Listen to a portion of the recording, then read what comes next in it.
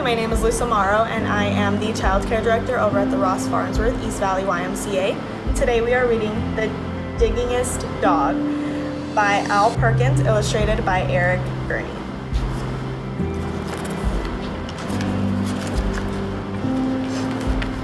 I was the saddest dog you could ever see, sad because no one wanted me. The pet shop window was my jail. The sign behind me said, "For sale." I was tied to a bare, hard floor of stone. I could not even dig for a bone. I was living all my life alone, a dog that no one wanted to own. And then one day, at 4:30, Sammy Brown came through the door. Sam took one look at me and cried, "Why are you tied up in here, inside?" I've always wanted a dog like you, so I'll tell you what I'm gonna do. I'll take you out to the farm with me. You'll play outdoors where you should be. I felt as happy as a pup when Sam paid the man and picked me up. He rubbed my ears, he scratched my head. "I think I'll call you Duke," he said. Sam gave me a collar, he gave me a lead. We left that shop at a tremendous speed. We went a long way out of town. We came up to the farm of Sammy Brown. It was the nicest place I'd ever seen. A pretty white house and a field of green. And in the shade of the apple tree, a special dog house just for me. Next morning, while Sam did his chores, he let me run and play outdoors. I'd never played outdoors before. I'd always lived on that hard floor.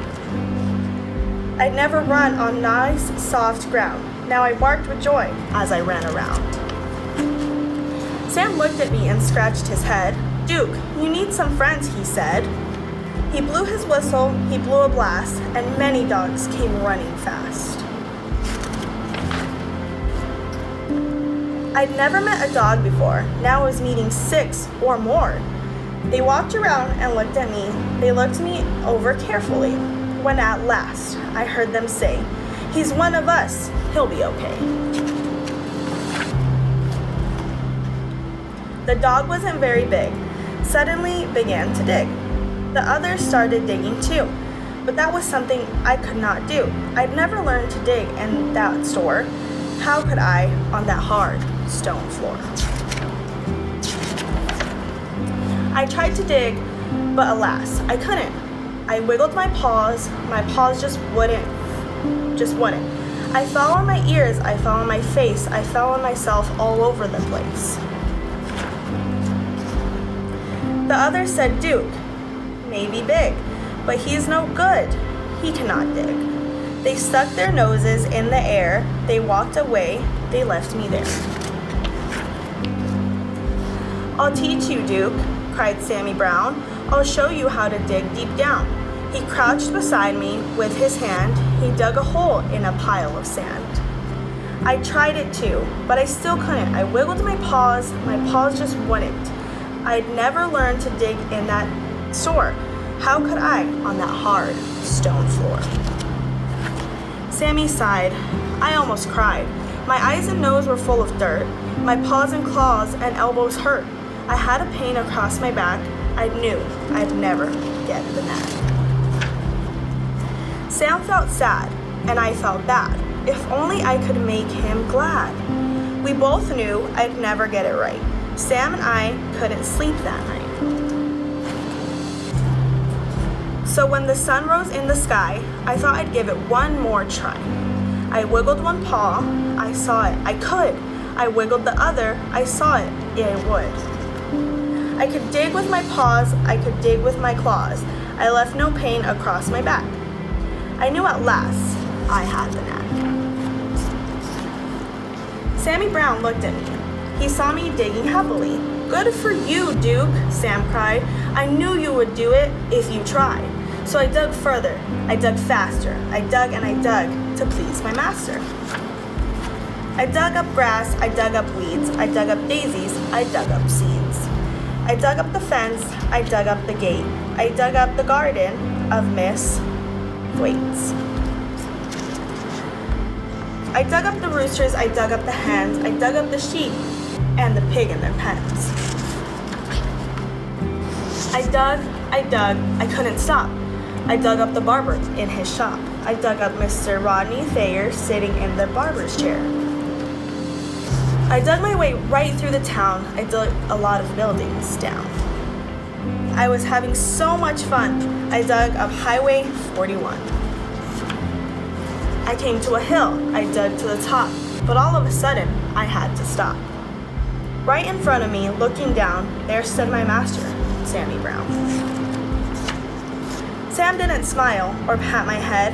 He only glared at me and said, "I'm sending you back to that animal store. They'll tie you to the hard stone floor, and you'll never, never dig anymore." I couldn't run, I couldn't hide. Dogs came at me from every side. And then suddenly I knew there was just one thing for me to do. I ran away from Sammy Brown. I dug a hole that went straight down. I left him standing up on top. I dug and didn't stop. How deep I dug, I could not tell, but soon I found I dug as well. Mud and water up to my chin. What a fix I know was in. Started to sink, I started to yelp, "Help, help, help!" I could hear them way above my head. I could hear every word they said. One dog growled, "He wrecked our town. This serves him right, just let him drown." But Sam cried, "Duke, you've been bad. You made me sad instead of glad. But we're not going to let you die. We'll get you out, at least we'll try." Slowly, slowly down they came, each dog part of a long, long chain. I reached up, I touched a nose, I felt them lift me by my toes. Slowly, slowly, bit by bit, they dragged me up out of the pit. I thanked the dogs and Sammy Brown, and then I started back towards the town. I knew I had to dig once more to fix things up as they were before.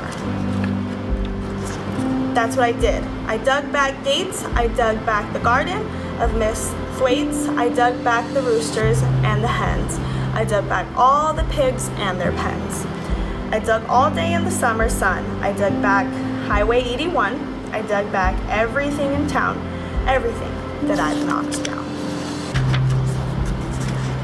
Today, when I dig, well, I'm careful now. I'm useful too, Sam lets me plow. He'll never send me to that store or tie me up on a hard stone floor. My dog friends watch and wonder why they can't dig as well as I. The end.